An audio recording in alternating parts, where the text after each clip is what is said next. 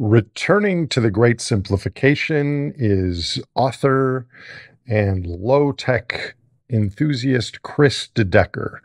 Kris joins us from Barcelona, Spain, where he is the author of Low Tech Magazine and No Tech Magazine publications, which explore appropriate technology solutions to future lower resource material energy human futures.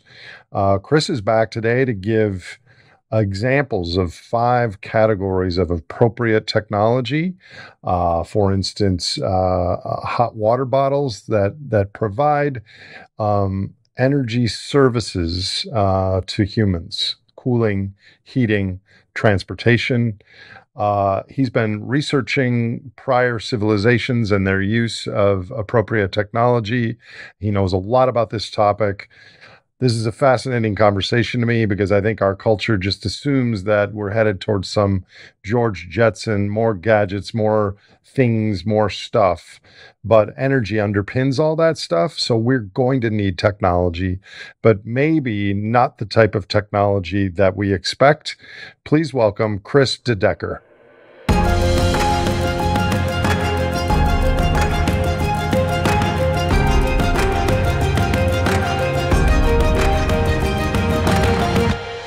Hello, Kris. Hello, Nate. Good afternoon. It's morning here, afternoon in Barcelona. Exactly. I am happy to have you back on the podcast.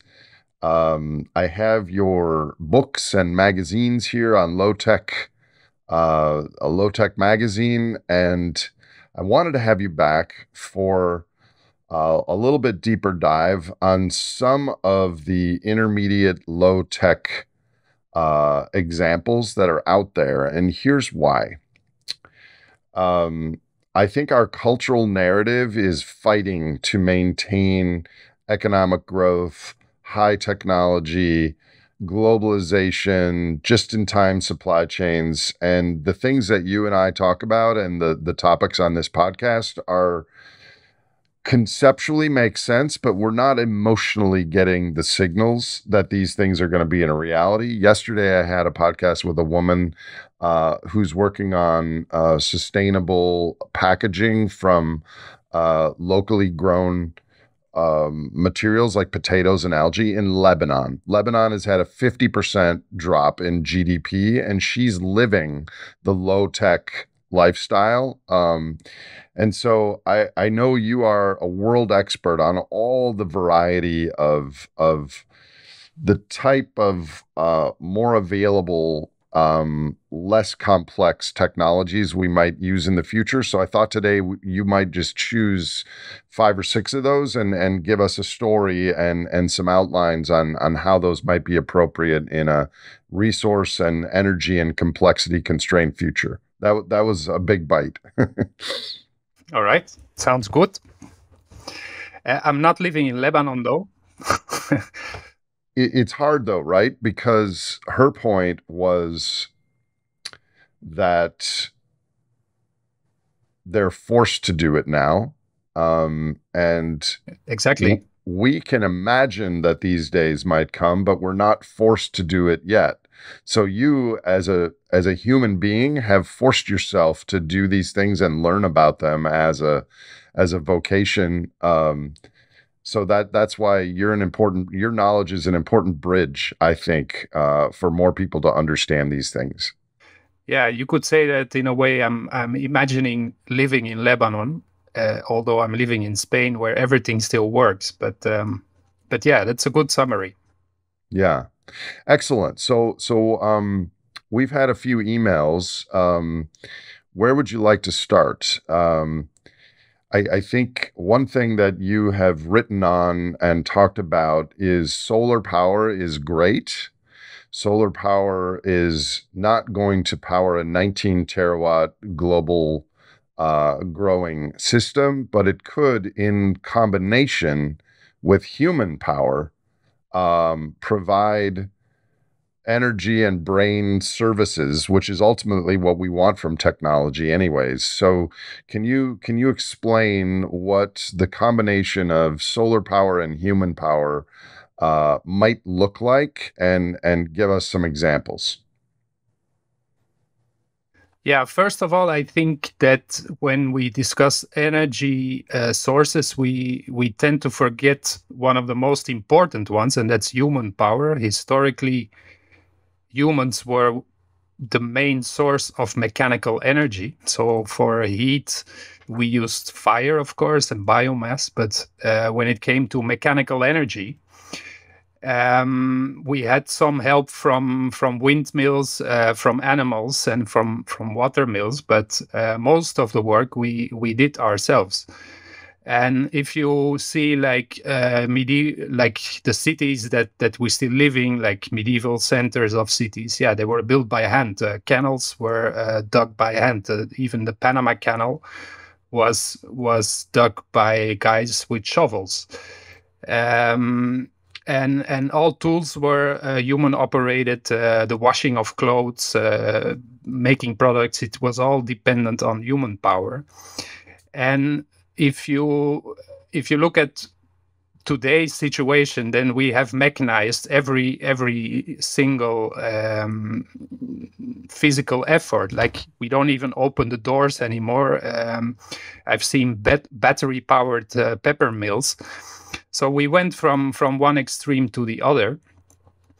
And when you compare human power with solar power, it's a very interesting comparison, because like one human can generate more or less the same amount of power as a 1 square meter solar panel on a sunny day.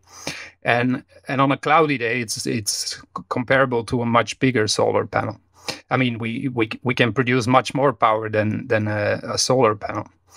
And the big difference between human power and solar power is that obviously solar power depends on the weather, it depends on the time of the day, it depends on the seasons. While humans are just like fossil fuels, they can produce power whenever it's necessary. Humans are base load. Exactly. That is why they make such a good combination. But the advantages are there's more advantages. Like, solar panels don't grow on trees. They don't fall out of the sky. You have to produce them in factories. And humans don't need to be produced in factories. We kind of self-replicate by means of human power. And it's also the only power source that increases as the human population grows. So everything else needs to be shared among a growing population.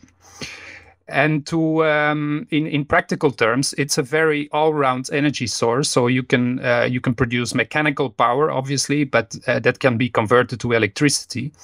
But when we're active, we are also producing a lot of heat, which is very useful, and human waste can be converted into fertilizer and biogas for cooking, for example. But I think what's the biggest advantage of human power is that when you have to produce your own power, first of all, you're going to think twice about how much power you need. And that is what's missing now in the whole discussion about renewable energy. We try to kind of make the supply sustainable, but we're not talking about reducing energy demand. But say you want to watch a movie and you have to provide the power for that. Then probably you're not going to watch it on a flat screen television by yourself. You're either going to watch it on your smartphone alone, or you're going to power the flat screen, but make it into a cinema and project a movie for the whole neighborhood. So people that watch this podcast sometimes come away with the impression that I am anti-renewable energy, and I'm not. I think that in tandem with declining flammable fossils and declining economic growth, that renewables can contribute to a meaningful human culture and civilization. But I had a couple weeks ago someone come out to the office here to give us an estimate on solar, and they wanted 30 of those panels that you said are equivalent on a sunny day of one human. So this is the conversation that's being had, is we want to continue our robust, convenient, richer than kings or queens of old energy lifestyle by adding lots of mechanized helpers. And the conversation about using less and still getting the rewards of living a life of meaning is not yet in the public discussions. Maybe I could get 5 or 8 solar panels that would really help my life. I don't need 30 of them. So can you dive in a little deeper on human labor in combination with some solar inputs, some solar panels, et cetera? What can we accomplish, and what are some examples there?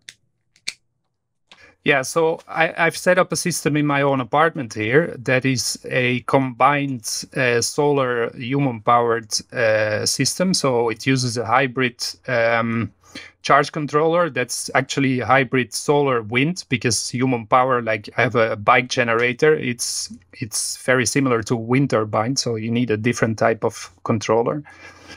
And the problem, like with any, the biggest cost of any off-grid solar system, but you can also kind of, the same happens on a large scale, like the whole power grid, you can consider it an off-grid situation too, is that the main problem is energy storage. So if you look at the costs, for example, about 80% of the costs of an off-grid system are the batteries and the charge controller, but mainly the batteries.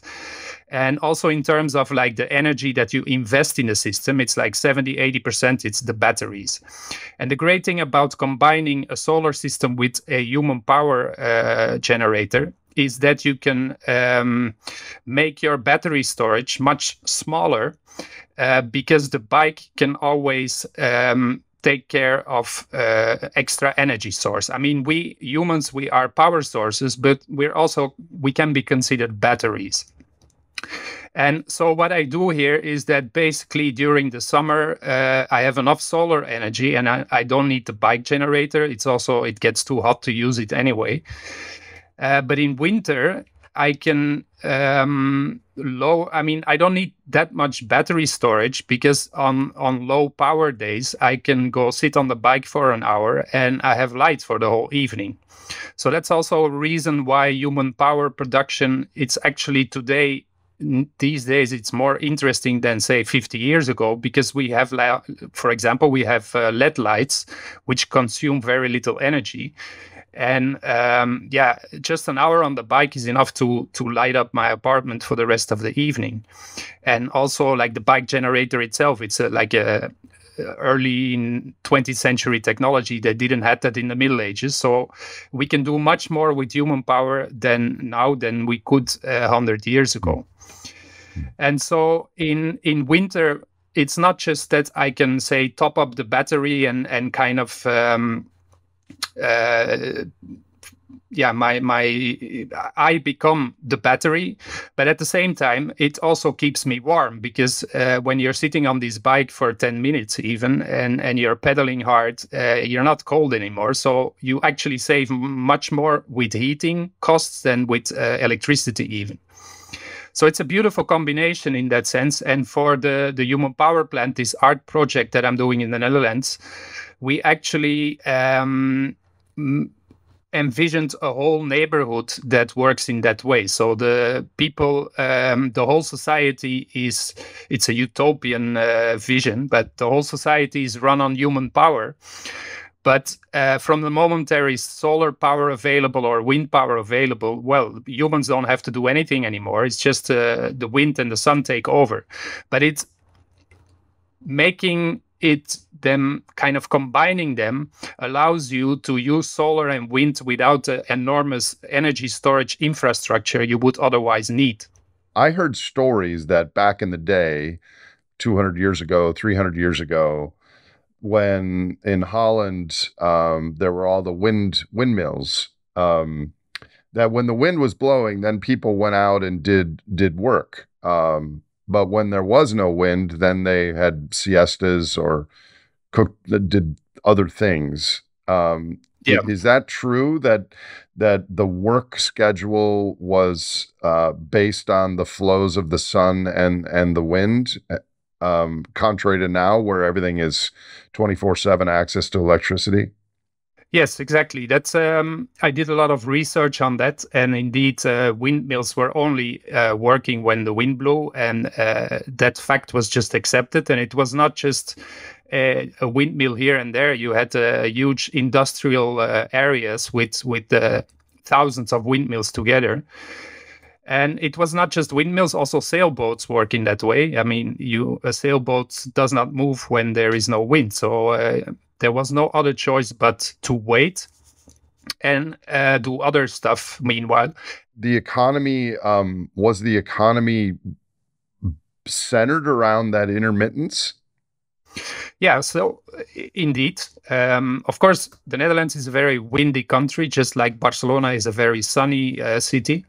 But even then, in the Netherlands, so the common approach was to use wind when it's available. But when, for example, there was a period, say, of a week or 2 weeks when there was no wind, it even happens in the Netherlands. It's rare, but it does happen. Then they had a backup power source, and that were animals. So, for example, for very important industrial processes like milling the grain, they used horses and other animals to keep the production going. But that was much more expensive.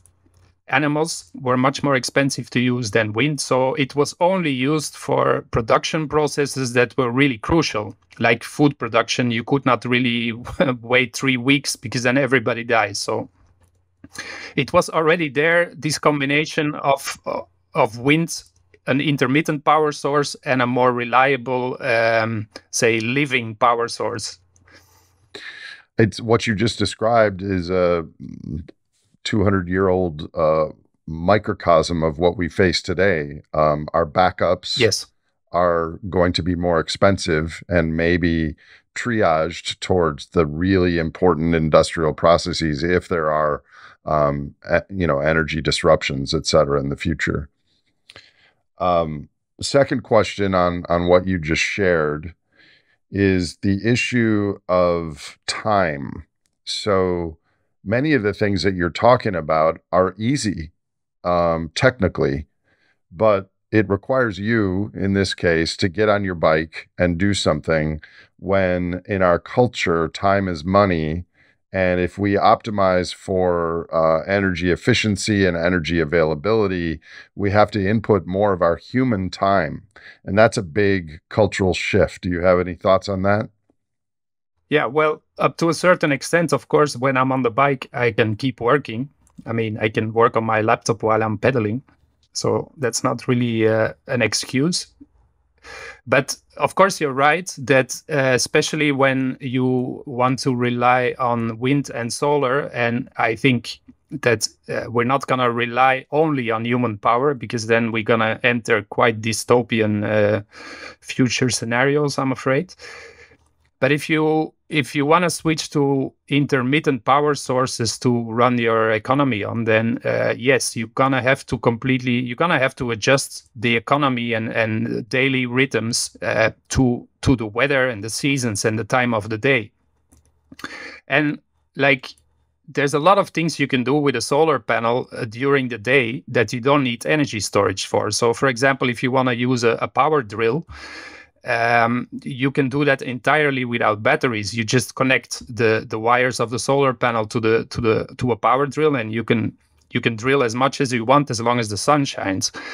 And these things, of course, there are other things that are, say, like a refrigerator needs like 24 hours a day electricity, but even that you can solve with solar panels without batteries, in the sense that if you use a very well insulated fridge, then and the solar panel cools it during the day, and the temperature stays the same during the night because of the very good insulation. So there's many technologies that can be adapted to use renewable power when it's available without having to use chemical batteries. My colleague DJ White, who I wrote 3 college textbooks with, he uses solar panels in Hawaii, and he lines his freezer with milk jugs filled with salt water as kind of a buffer. There's all kinds of ideas like that, I imagine. Yes. Have you tried things like that? I am building one of these fridges as we speak. But I recently also discovered some people in the US who are building a similar technology for cooking. So it's basically a kind of fireless cooker, but then with a heating element inside. So you connect it directly to the solar panel, and it's like a slow cooker. It just with very low power, like with 100-watt solar panel, you can cook a meal, and it takes like 7-8 hours, depending on where you live, of course. And if you add a bigger solar panel, it just goes faster. But you can, so even cooking you can do with very low power solar panel if you are prepared to kind of change your routine, in the sense that you're going to have to start cooking in the morning if you want to have dinner at night. Yeah, in the summer here, we have a solar oven, which is just a small rectangle with plastic on top, and you can put a pan of rice or chicken or whatever in there, and it takes 6 hours sometimes, but it works quite well, and it's free once I bought the oven. Yes. Couple other questions. By the way, in this podcast I did yesterday with Lebanon, the only reason she was able to do the podcast was because her office had solar panels that they had bought a few years earlier, because there's electricity power outages all the time there. The electricity is only on 10% of the time. So this is another example of let's scale solar, but not to replace our current economy, but maybe as a hybrid. So another question, Kris, is the type of things you're talking about, are these, with the exception of the actual complicated polysilicon wafers made in China, et cetera, are a lot of the things you're talking about, can they be made in a local and regional economy like Spain and Portugal and France supply chain with materials, or does this still require a globalized just-in-time system? Yeah, the solar panel itself is obviously quite problematic. There may be ways to build solar panels that are, say, kind of more, which require more low-tech production processes. I did an article on that a while ago, but that remains to be seen. So if you're talking about using solar power or wind power, there's like different ways to do that, and the best is of course to use the old-fashioned way, and that's to not produce electricity, but have a mechanical kind of, you can do that with a windmill. It's very obvious. You have a mechanical connection between the blades and the machine that you are powering. And with solar, it's a bit more complicated, but you can do it with a heat engine. Like early 20th century, there was a lot of work done on that. And those things are much more resilient in that sense, that you can build them anywhere.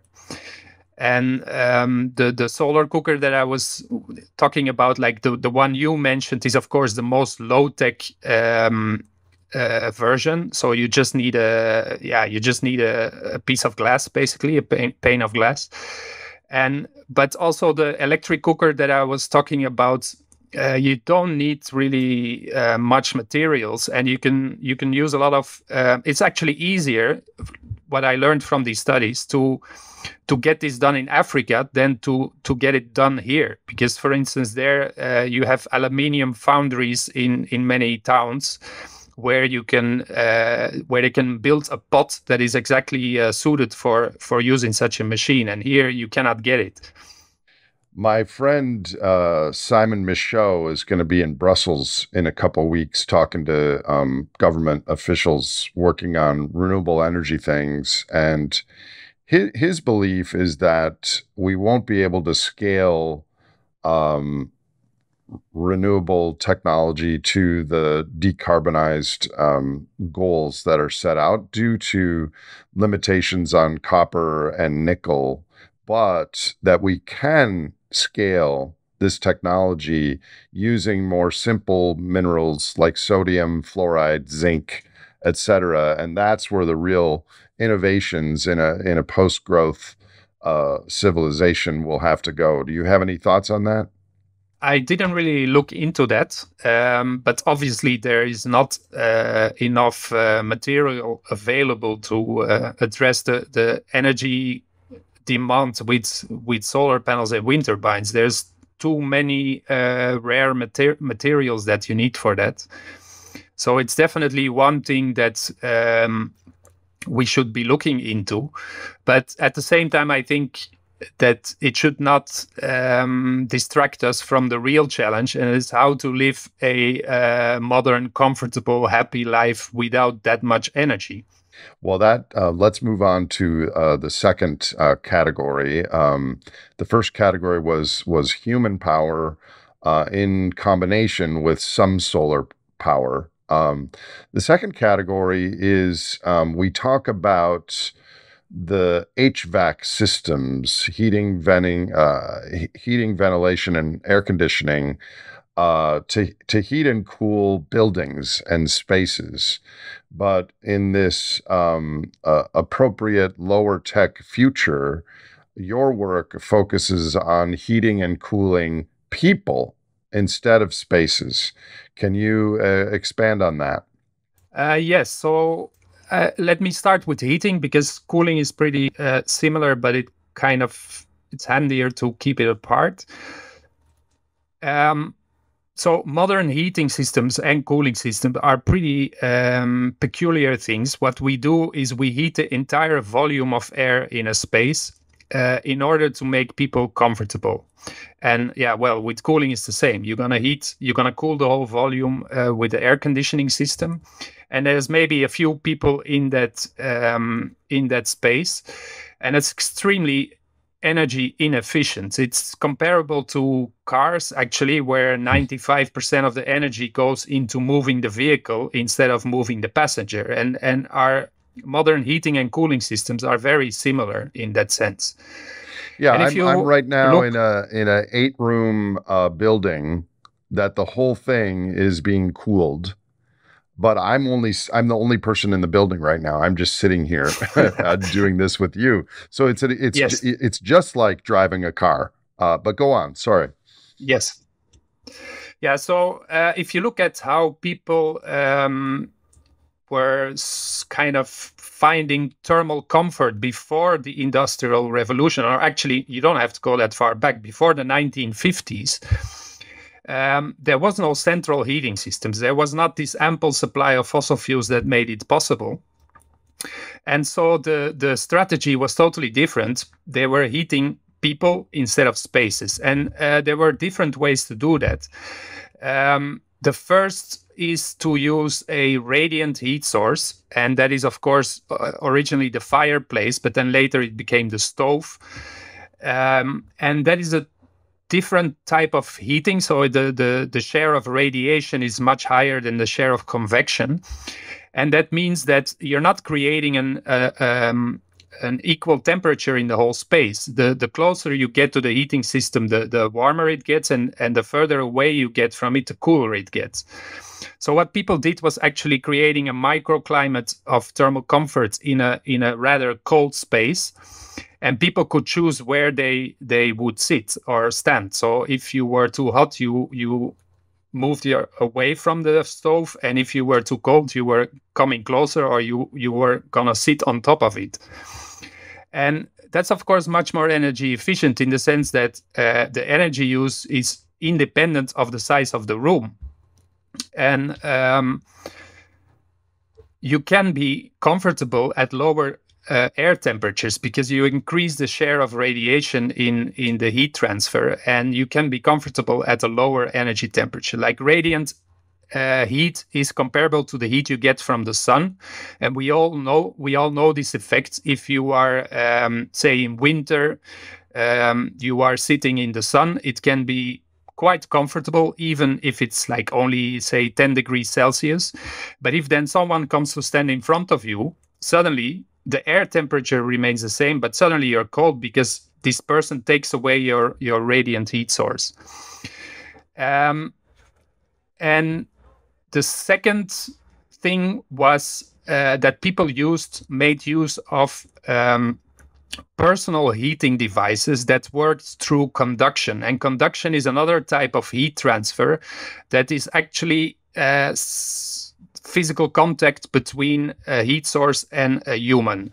So, of course, the temperature needs to be lower or you get burned. Like if you touch the cooking fire, you're going to get burned.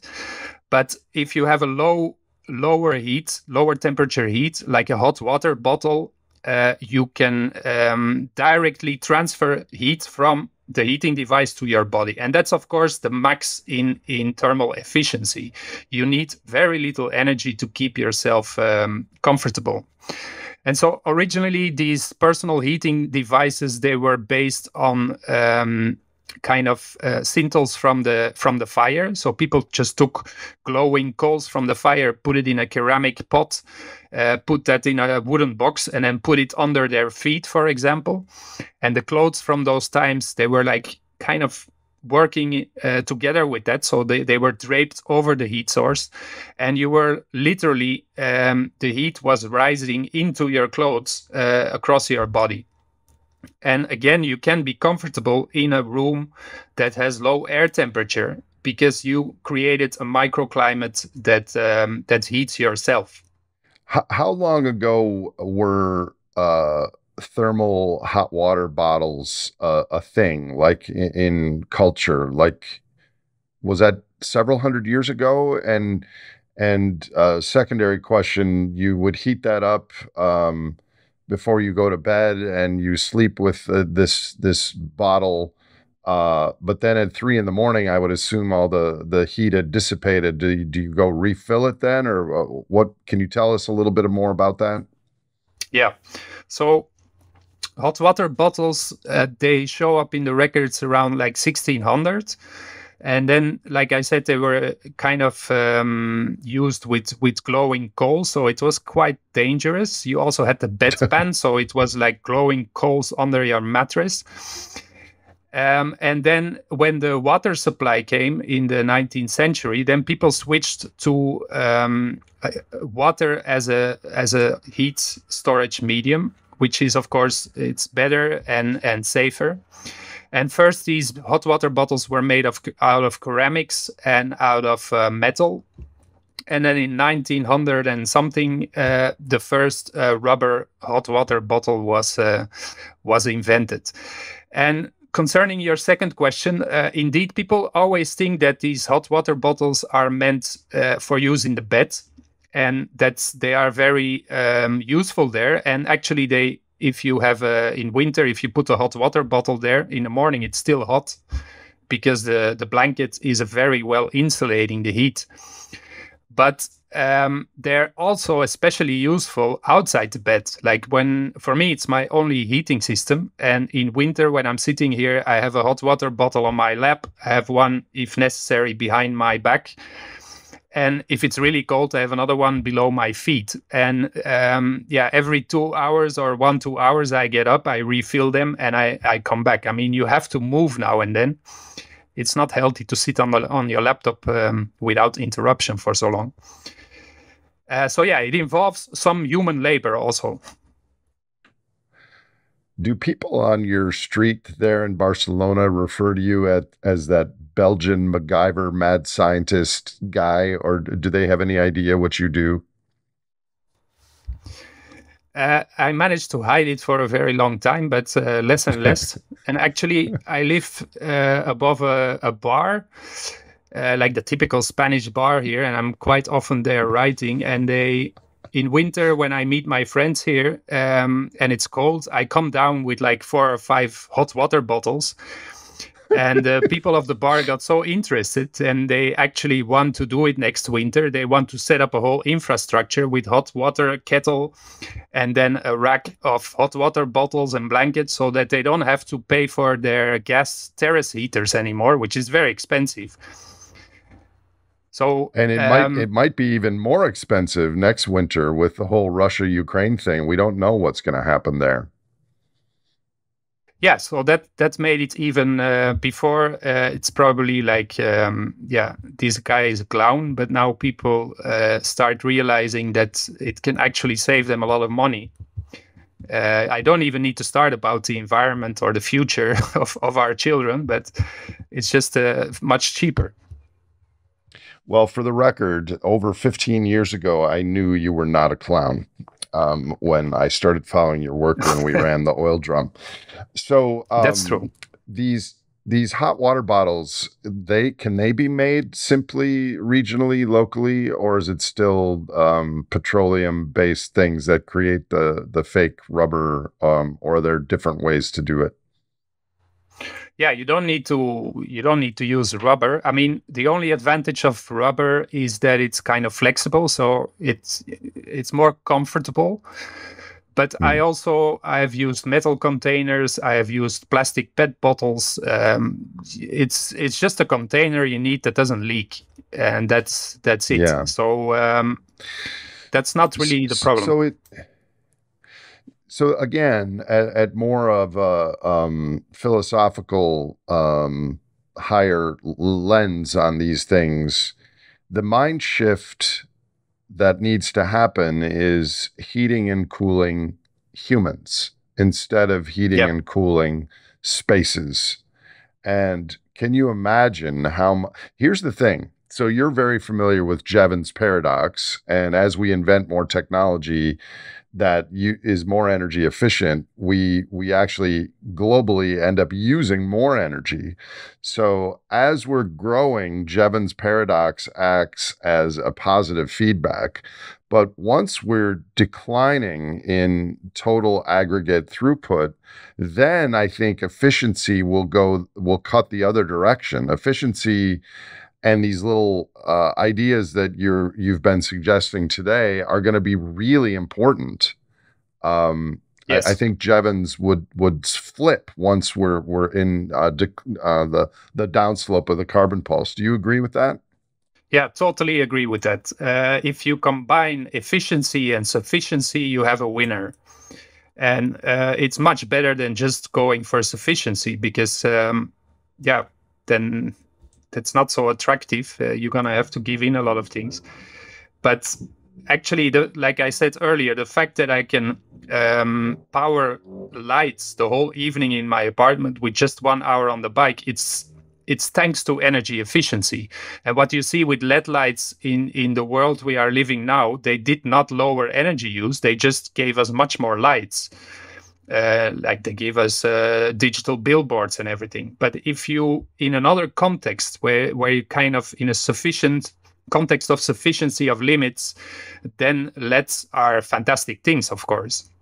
Because with old-fashioned light bulbs, I would not be able to power my own apartment, not with solar and not with human power. That's why I think it's so important to be having these conversations so that we differentiate a smaller economy from a disaster and focus on the energy services that humans need, decoupled from how much GDP is growing. And there are ample responses out there for some intermediate energy and material future. And so I'm very grateful for your continued work on these things. Let's move on to another category, which I've learned from reading your magazine and your articles. This is the concept where we just talked about heating and cooling people instead of spaces. Well, if we extrapolate that to apartment complexes where lots of people live, and today's cultural narrative is everyone needs all of the things. But you've written about historical communal services like kitchenless apartments. I think you mentioned in New York City. Can you talk about this concept a little bit? Yes, but I now realize that we forgot to say anything about cooling. Maybe I should add that Oh, yeah, shortly. please. Or Please. yeah, Yeah. so No, go for it.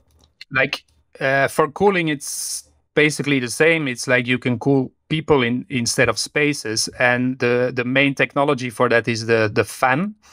The fan does not lower the air temperature in a space, but it cools down the person. And the second is the cold water bottle. So what I do in summer, I enter the bed with a bottle full of ice instead of a bottle with hot water, and it works great. And of course, the problem with cooling, it's harder, it's more challenging than heating, because above a certain temperature, the fan, for example, is not working anymore, like 32 degrees or something, and it stops. I mean, it still operates, but it does not cool down anymore. So there, you can still use it in a very interesting way in combination with air conditioning. Say, if we're going to have temperatures of 40 degrees or 50 degrees, a fan will not do it.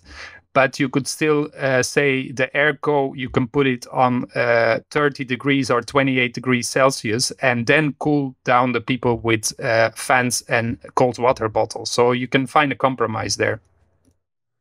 Well, that's going to be, in my opinion, globally much more important than heating, given higher wet bulb temperatures and population on the Indian subcontinent and lack of affordability. We're going to need to keep people cool.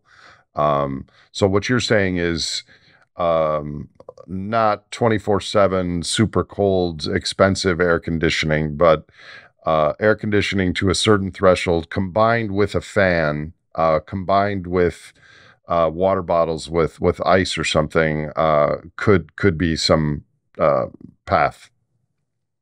Yeah, and of course, on a larger scale, what needs to be done is to plant trees and make more green zones in cities, because that is also why cities are so unbearable to live in summers now, and the countryside is more or less okay. But right, because the larger trees are dissipating the heat and keeping it away from you, which is why shade is cooler. Yeah. Yeah, I have a version of a hot water bottle in my bed. It's called a golden retriever. But in the yes, summer, she doesn't keep me cool in summer. She has to get down because no, she's also very hot. Yeah. but indeed, humans and animals are the original hot water bottles, and that's, if you look into history before the 1600s, how did people keep warm? Well, they were huddling together. They all slept together in one bed. The cattle, the pigs and the cows were in the living room or just below it, and even the visitors slept in the bed.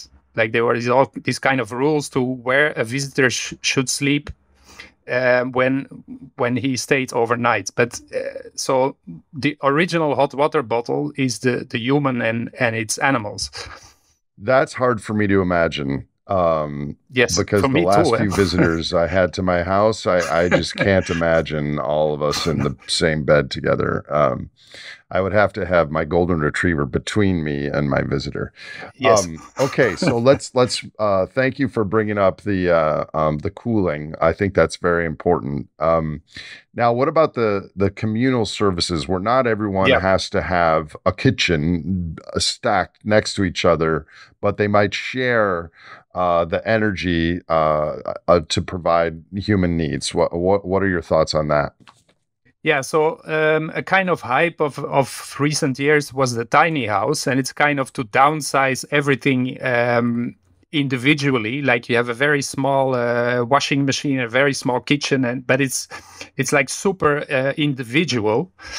And it's what you see, like, our households are getting smaller and smaller throughout the 20th century. You see like in the Netherlands, for example, it went from 5 people to 2 people in just 100 years. And everybody needs their own washing machine, kitchen, cooking stove, refrigerator, shower.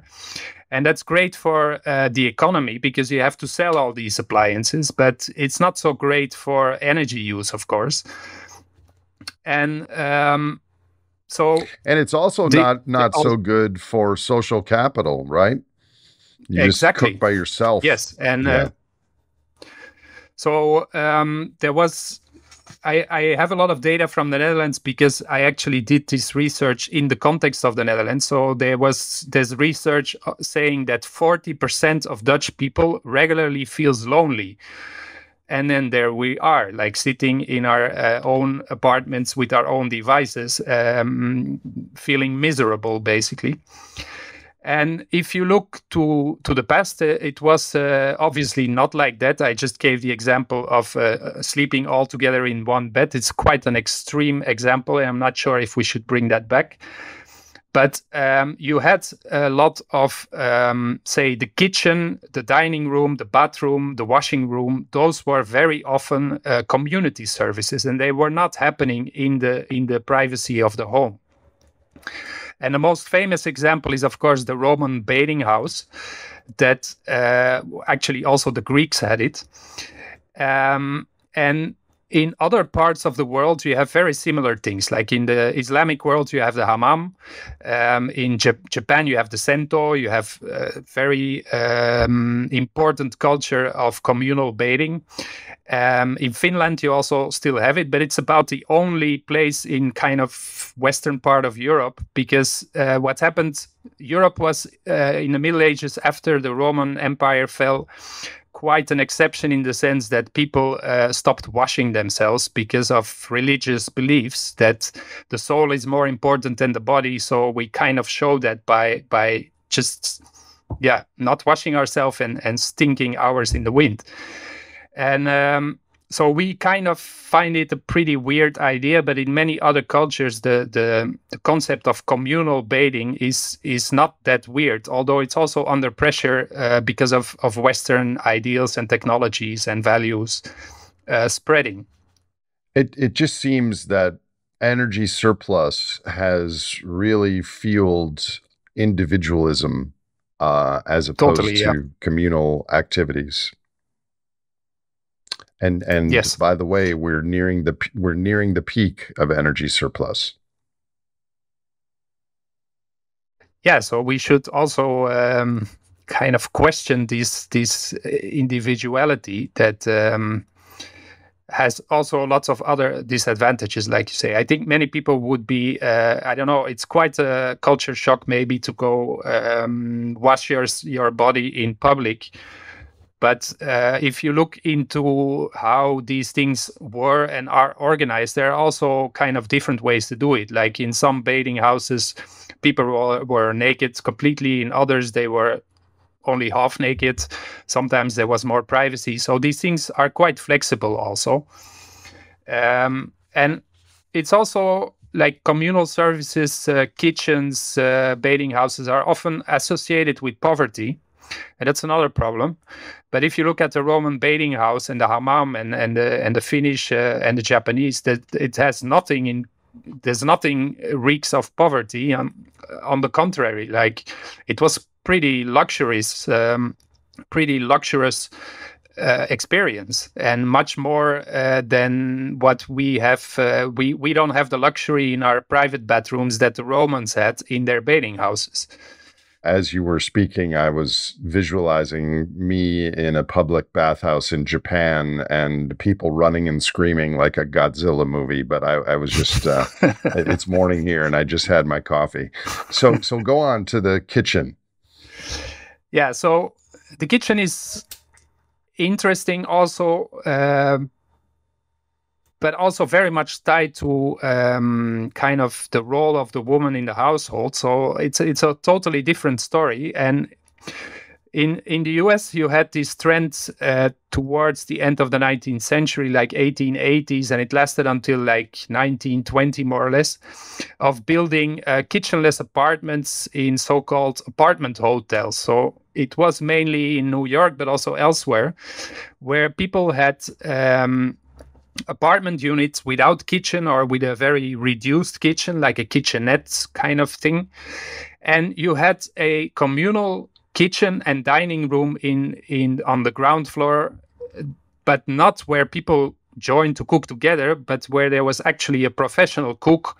It was like a restaurant in your apartment building, and you could go eat there every day, or you could even order the meals up to your room if you didn't want to face the other residents.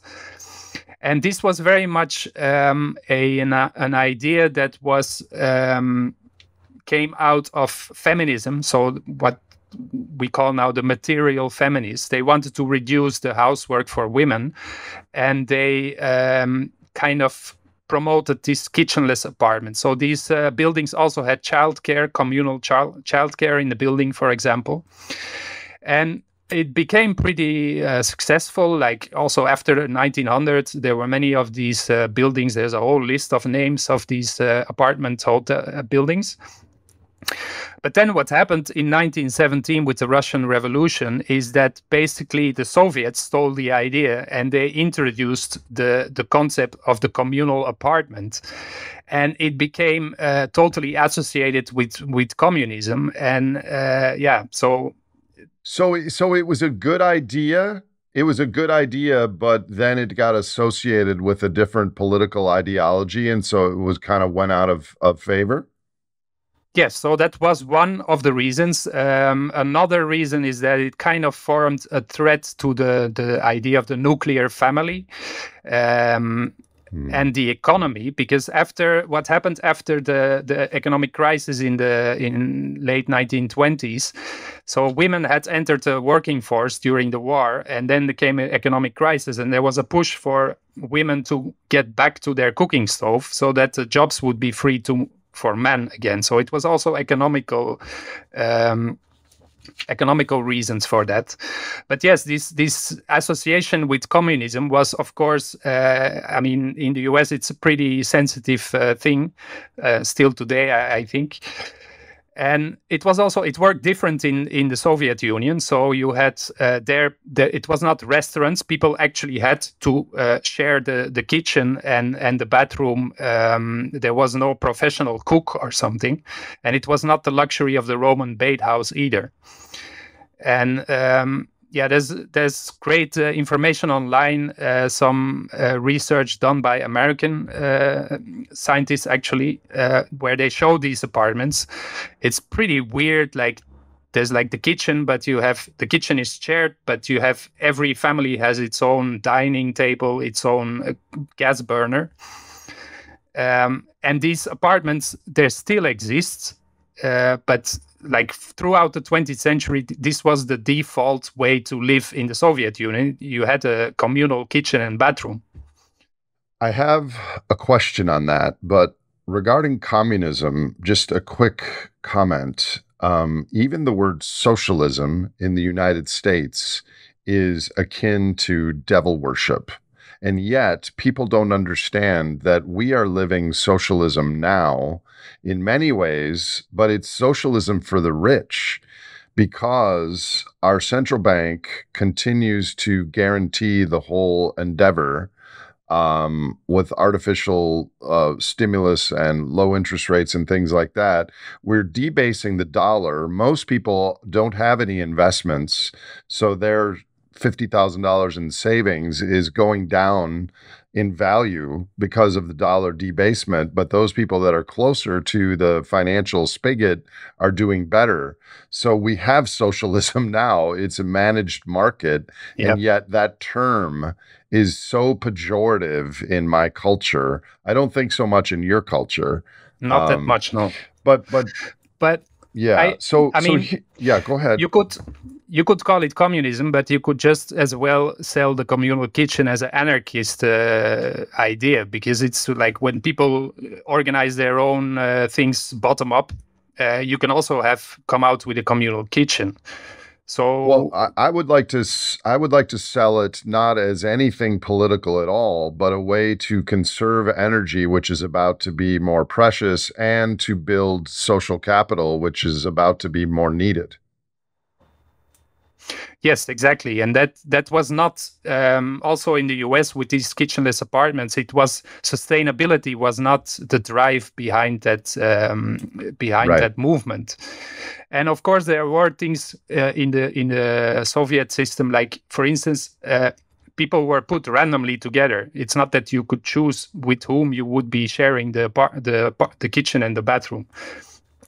So I'm not really arguing to copy the system. It's just that from a sustainability viewpoint, from energy use, but also social interaction, social cohesion, it makes a lot of sense to do more of these things together, or at least give people the opportunity to do it. You don't have to force them to do that. So let me put you on the spot here. I know that you're a tech expert on exploring different low energy technologies, and you're not a policy person. But let's just say that people in your country, in Spain, politicians recognize that we're headed for an energy and growth constrained future, and they want to provide decent basic needs for humans, and they were to design some new apartment complexes in Madrid or Barcelona. What would you recommend, just if you had a drawing board and knowing the things you do about our energy and sustainability issues, how would you merge sufficiency and efficiency in a brand new apartment building that would house several hundred humans? Do you have any broad brush ideas? Yes, and I would even say they're not that original because these things are actually happening. So, like in Finland, I visited one of these communities where they share a lot of things, like not just the kitchen and bath, like shower facilities, but also like guest rooms and kind of workshop room and a playground. And I mean, there's so many things we could share. Like here in my apartment building, we have there's 18 apartments and we have 17 vacuum cleaners. Like we are the only ones Right. not having it. But why do we need 17 vacuum cleaners? So also these things could be shared. And I would definitely go for a restaurant kind of facility, but also what would be very useful is a shared laundry space, which is also happening in like Scandinavian countries, pretty common. And it saves a lot of space. Like if you take out these household activities out of the private apartment and you make it into a shared space, you win a lot of space in your apartment, and that can be either translated into bigger apartments for all or just more apartment units in a residential building.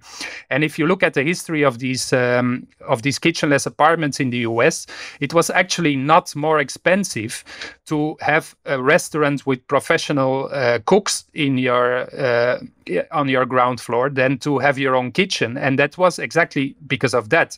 Because if developers could make smaller units and move the kitchen to a communal space, they could provide more units and still earn the same. So it kind of has a lot of it's quite a win-win situation for even developers of buildings. They don't have to lose money with such an approach. Well, I think the key would be that a developer would announce that that's what they're building and that people choose, I want to go and live in that environment. I think that's the big thing that would need to happen, right? And I mean, it's happening here and there. It's like with this whole kind of idea of the sharing economy, this is kind of part of it. It's just, of course, there's always apps involved, which is not necessary. But also like a laundry, I think the easiest thing to move would be the laundry also. It's like, it's not just taking a lot of space inside a home. It's also unhealthy to have to do your laundry at home. You can also actually argue that from a kitchen, we are polluting our indoor environment every time we cook. It doesn't matter which kind of stove you use. It's the food is burning. So, and the laundry, the this same. Entire, like, this. Yeah, like Go people, ahead. like even if whether you use a tumble dryer or you're drying your clothes at home, if you're in a kind of humid environment, it's not very good for the indoor environment. You're going to create molds and everything. So why can't we reserve, like I've seen some great examples, the top floor of an apartment building that is kind of half open, and there everybody can hang their laundry to dry, and in less than a day it's dry because there's a lot of wind coming through, and you don't have to, you solve a lot of problems in terms of air quality indoors, energy use, and so on. So this entire conversation, Kris, so far reminds me of a phrase I've been using for a long time, which is we don't face a shortage of energy, but a longage of expectations. There's so much waste in our system that could be improved, which is why, barring nuclear war or a Carrington event of a solar pulse or something like that, I don't think we're going to collapse. There's going to be a great simplification. And that's why I'm talking to people like you in particular, because you're envisioning what a more energy and resource constrained lifestyle might look like. So let's move on to another category. We talked about kitchenless apartments, maybe a restaurant on the lower level within a city. We talked about heating and cooling people instead of rooms. But within a city, how could we make our cities more walkable with trolley buses and bikes, and just to make transportation less a person in a car by themselves getting around within a city? Fundamentally, it's not rocket science, of course. You have to get rid of cars. And as long as you don't do that, you cannot really give the alternatives the space they need. So I've seen in many cities that they try to kind of push everything into one street. So you have you have cars, you have public transport, and you have a cycle path that is usually on the sidewalk. And so instead of taking space away from the cars, a cycle path on the sidewalk? Yes, that's like in Belgium, where I'm from. That's very common. So instead of taking away space from the cars, they take away space from the pedestrians, and they put the cycle path on the sidewalk, which obviously creates a lot of friction between cyclists and pedestrians, while the car drivers happily continue. So this is Belgium always scores very high in like the best cycle cities in the world, but I know better. I mean, it's a very lazy way to try to solve the okay, here you have your cycle paths. Are you happy now? Well, not really, because we are endangering pedestrians the whole time, especially now with all these fast e-bikes and scooters who are now going at 40 kilometers per hour next to people walking at 5 kilometers per hour. So that's really a very bad idea. And I see, like here in Barcelona, it's better. They take away, when they put the cycle path, they take away space from the cars, and that's how you have to do it. And people, of course, complain. That's the people who drive cars and who want to keep driving cars. But in general, these cycle paths pretty quickly fill up with cyclists. And when I came to live here 15 years ago, nobody was cycling for practical reasons. I mean, they went cycling for sports, and now people are cycling everywhere. So it's as simple as that. You just take space away from the cars, give it to the bikes, and people will do the rest. I actually just got a new e-bike 2 weeks ago, and I'm going to use it to go into town, which is 10 miles away, with a backpack to get groceries. I'm not going to really use it for exercise. I have another bike for that, but I just think it would be fun to try that. So I'm gonna actually try that later today. What else on appropriate lower energy tech would make cities more transportable? You've researched trolley buses, right? What are those? Yeah. So a trolley bus is basically an electric bus, but it has no battery.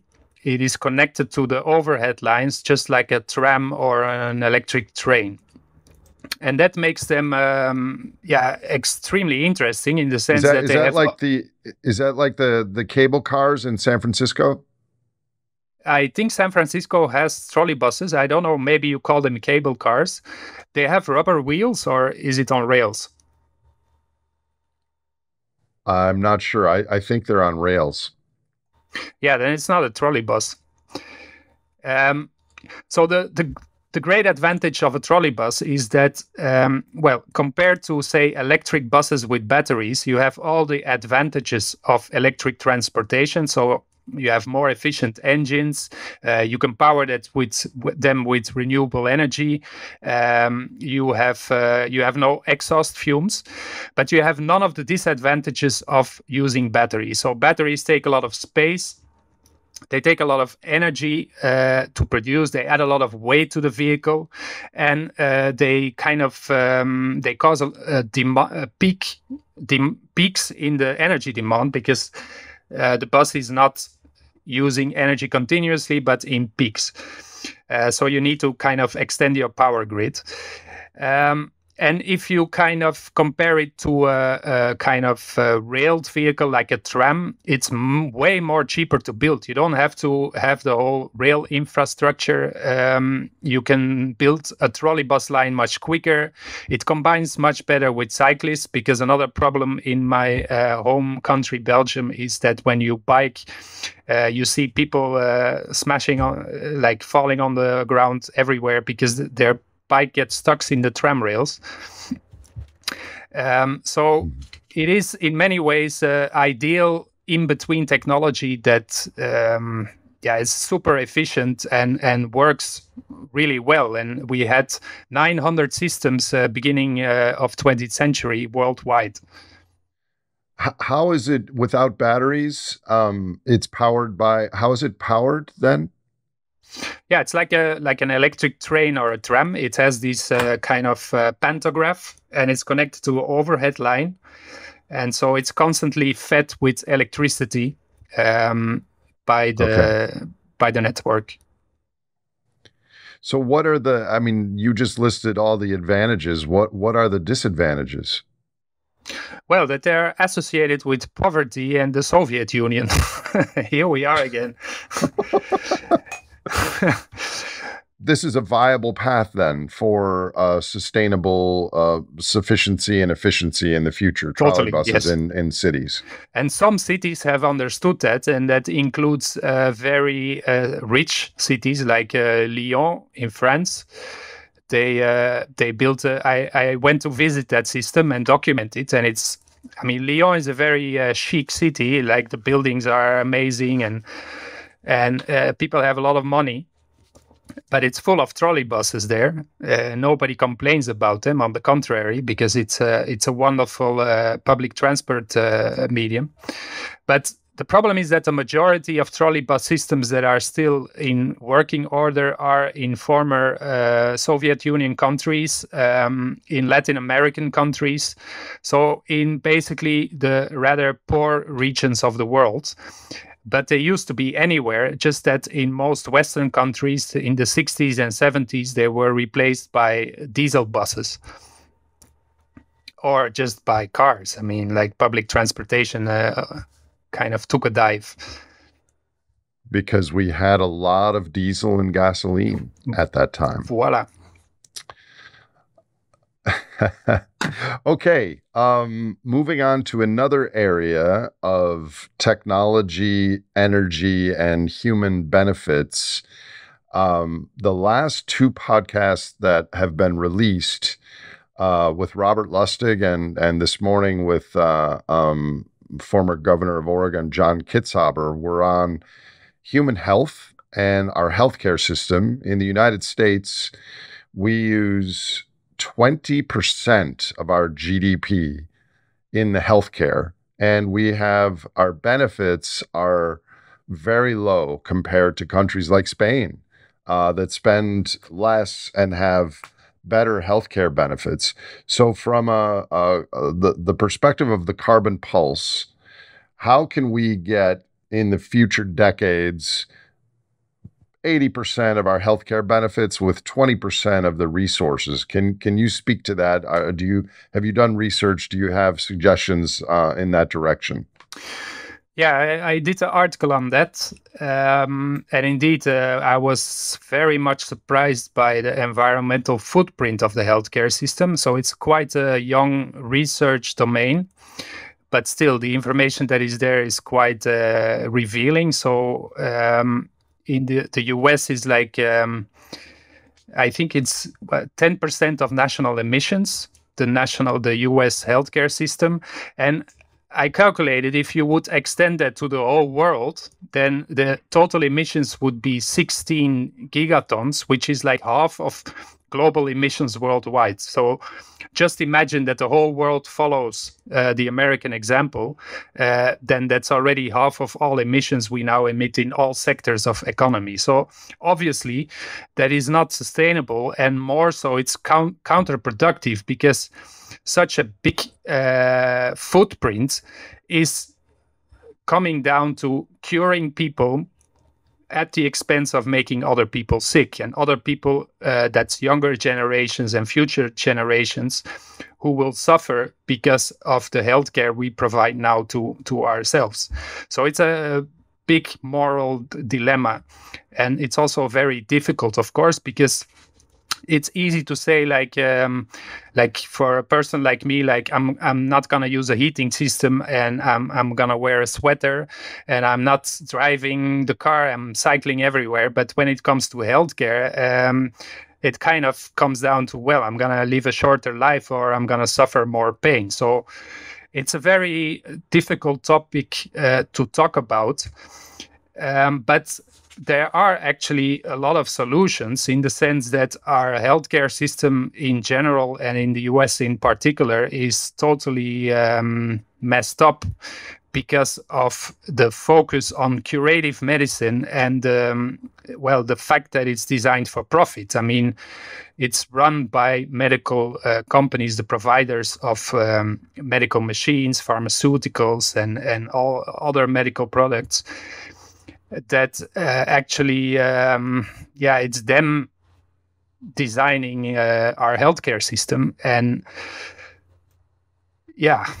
the challenge is to kind of move from a curative healthcare to a more preventive healthcare system that, first of all, does not make people sick, because industrial society has given us a lot of effective medical treatments, but it's also making us sick. And if you see who is in the hospital, many people are there because of so-called welfare diseases. It's excessive nutrition, low quality nutrition, lack of movement, stress, substance abuse. There is a lot of reasons why people are in a hospital that should not be in the hospital to begin with. And of course, the medical industry has nothing to win with with more focus on preventive medicine, because you cannot sell it. There's nothing to sell there. And if you see the enormous power they have, like the marketing budgets they have, the influence they have over medical scientists, then it's pretty obvious why we are here. We are going to the hospital to make the economy grow, but not necessarily to get better. So what are some low-tech responses to that, other than the kitchenless apartments and the communal cooking areas and sharing vacuum cleaners and spending time with other humans and riding a bike to generate your own electricity? I think many of these things are actually already the solution. So human power, walking, cycling, that is already solving the lack of physical activity. Like there's now more people in the world who are overweight than underweight. That's kind of quite a change. And the same for like stress and social isolation, which some studies say like feeling lonely is just as unhealthy as smoking a pack of cigarettes a day. There you have your shared kitchens and bathing houses and so on. But There's also a lot to learn from, say, developing countries that do not have the access to this modern healthcare system. And India has some great examples. So I found a study of the same treatment, which is a cataract surgery. So cataracts are the main cause of blindness. And the scientists made a comparison between the energy use and emissions and waste production between India and the UK. And so in India, they do the same procedure for only 5% of the emissions and the energy use and the waste than they do in the UK. And they manage to get better outcomes. So they have less infection rate than in the UK. And so what are they doing? They are basically kind of flouting every rule of medicine in the first world about infection control. Like they reuse all supplies on different patients. So one of the main reasons why our healthcare system is such a disaster in environmental terms is because everything is like single use and then disposed of. That includes like you have some anesthetics, a bottle, and then you use part of that bottle to anesthetize one person, and you throw the bottle away. That's not what they do in India. They keep using the same bottle for different patients. They also, while they are operating on one patient, the next patient is right next to the other patient being prepared for the operation, all things that we cannot do in the US or in Europe. But when you read that report, you kind of start wondering, like, why do we have such strict infection rules in the Western world? Is it because of health considerations, or is it to make more money? Because apparently, if they manage to do this with less infections, then what is the use of spending so much waste and energy to do it in a different way? So these are things that are that show that there is a lot of potential, just like in other sectors, to really lower the footprint of healthcare without reducing health or longevity. Like, we don't need to die at 40 because we do things a bit differently. If you combine that with lifestyle changes, I think we get a long way. We may even arrive at a result where we even live longer than today. So an overarching theme in everything that you've discussed today is, I think those that follow this podcast can cognitively imagine the necessity of some of the things that you're talking about, and not only the necessity, but maybe in many cases, the desirability of a more local, more communal, more socially active future. And yet, you and I both know that society in aggregate, with politicians and media and everything, are not likely to change en masse until we're forced to, like my friend Jocelyn in Lebanon and other places. So for people listening to this show, what sort of recommendations do you have, other than reading your website, reading some of your articles, becoming educated on these things? How to start a mind shift where you can simplify first and beat the rush, as it were, on starting some of these things? What sort of tips or pathway to making some changes ahead of when this is going to be necessary? Do you have any ideas on that? Yeah, I think it kind of would help to imagine you're already living in Lebanon, and you kind of prepare for what's coming, and it's a lot of work. Like, even if disaster would strike tomorrow here in Barcelona, well, I'm not ready either. I have done some things, but I don't produce my own food, for example. So I won't last much longer than other people. And I could not even do it by myself. So it's also cooperating with others.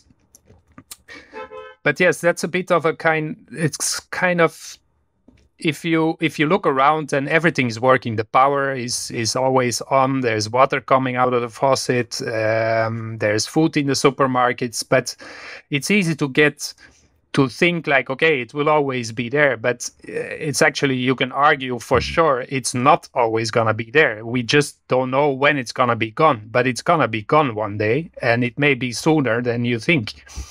So as a individual, as a family, as a community, I would start preparing for that, and it can actually be a lot of fun, and it's very rewarding to learn things to learn to do them in a different way, and to learn about these low technologies, older technologies, and not just technologies, but also just ways of doing things. Like the whole idea of communal household tasks is not really a technological solution. It's just the opposite. It's like more, it's social innovation instead of technological innovation, and that is more what we need. After all, we invented everything we need. There's not, I mean, like this electric cooker I was talking about, you can consider it a new technology, but there's not any new component involved. It's just a different mindset using what we have and kind of reconfiguring it into something that fits a world where energy is not always available and not in unlimited quantities. Well, we should continue this series. I think it's really important to share these ideas, and your work is unparalleled, I think, in these topics. I have to say that if there were a new apartment building that had communal restaurant and laundry and maybe bath house or something like that, and there was a poster that said, "And Kris De Decker lives here," I would sign up to live there. Great. As long as they allowed dogs. Looking forward.